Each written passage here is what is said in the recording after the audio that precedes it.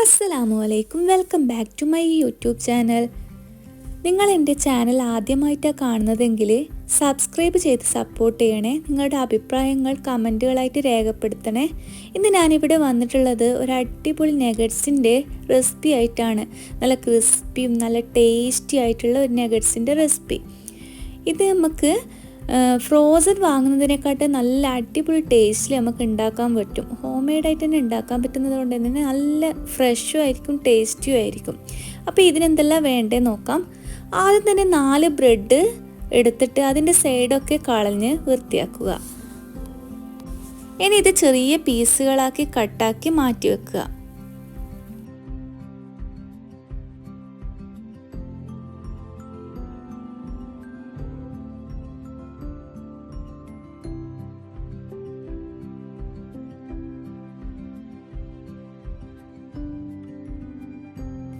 ഇതൊരു മിക്സിൻ്റെ ജാറിലേക്കോ അല്ല ഫുഡ് പ്രോസസ്സറിലോ ഇട്ടിട്ട് നമുക്കൊന്ന് ക്രഷ് ചെയ്തിട്ട് എടുക്കാം.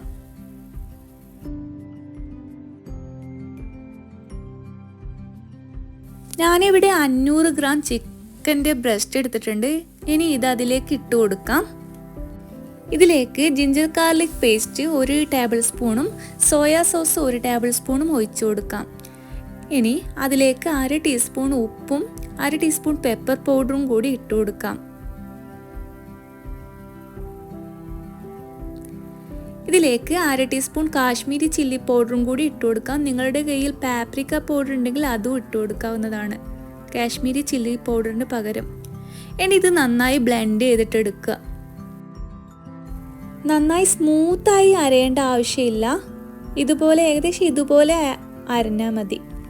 ഇനി ഇതിലേക്ക് 1.5 ടേബിൾ സ്പൂൺ ഓയിലും കൂടി ഒഴിച്ചു കൊടുത്ത് നന്നായി കുഴച്ചെടുക്കുക.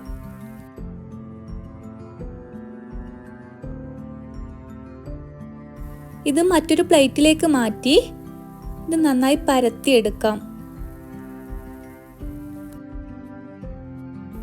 ഇനി നമുക്ക് ഇതിനെ ചെറിയ ചെറിയ പീസുകളാക്കി കട്ടാക്കി എടുക്കാം.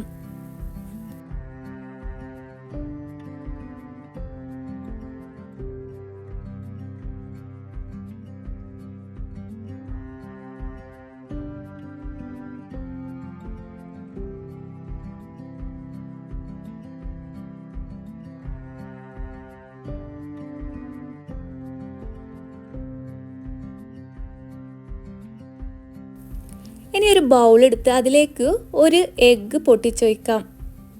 എന്നിട്ട് അതിലേക്ക് ഒരു പിഞ്ച് ഉപ്പും കുറച്ച് പെപ്പർ പൗഡറും ഇട്ട് കൊടുത്ത് 1 ടേബിൾ സ്പൂൺ മിൽക്കും കൂടി ഒഴിച്ചു കൊടുക്കാം. എന്നിട്ട് നന്നായി ബീറ്റ് ചെയ്യുക. ഇനി ഇതിലേക്ക് വേണ്ടത് ബ്രെഡ് ക്രംസ് ആണ്. ഓരോ പീസും മുട്ടൻ്റെ ബാറ്ററിലേക്ക് മുക്കിയെടുത്ത് ബ്രെഡ് ക്രംസിൽ പൊതിഞ്ഞെടുക്കുക.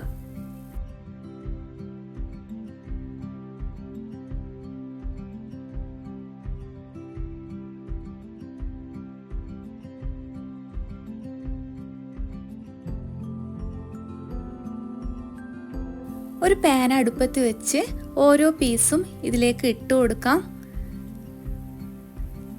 ഫ്ലെയിം എപ്പോഴും മീഡിയത്തിലായിരിക്കണം, അല്ലെങ്കിൽ പെട്ടെന്ന് തന്നെ പുറം ഭാഗം കരിഞ്ഞു പോവും, ഉള്ളു വേവാതെ ആയിപ്പോവും. അപ്പം മീഡിയം ഫ്ലെയിമിൽ വെച്ചിട്ട് ഇത് തിരിച്ചും മറിച്ചും ഇട്ട് കൊടുത്തിട്ട് നല്ലോണം ഫ്രൈ ചെയ്തെടുക്കാം. ഇത് ഏകദേശം ഒരു 25-30 പീസോളം ഉണ്ടാവും. അപ്പം നമുക്ക് ബാക്കിയുള്ളത് ഫ്രീസറിൽ സൂക്ഷിക്കാവുന്നതാണ്. 2 മാസം വരെ ഫ്രീസറിൽ സൂക്ഷിക്കാൻ പറ്റും.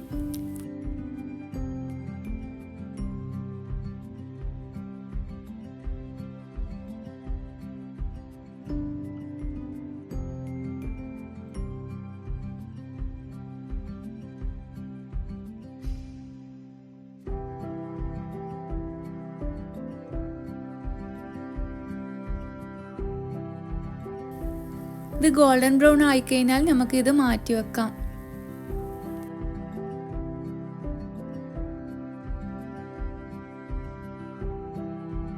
അങ്ങനെ നമ്മൾ അടിപൊളി ടേസ്റ്റി ആയിട്ടുള്ള നഗറ്റ്സ് ഇവിടെ തയ്യാറായിട്ടുണ്ട്.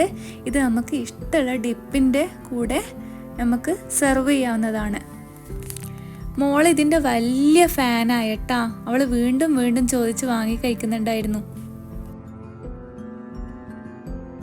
എല്ലാവരും നിങ്ങൾ വീട്ടിൽ തന്നെ ഒന്ന് ട്രൈ ചെയ്ത് നോക്കുക കേട്ടോ. അപ്പോൾ ഇത്രയേ ഉള്ളൂ ഇന്നത്തെ വീഡിയോ. Thanks for watching.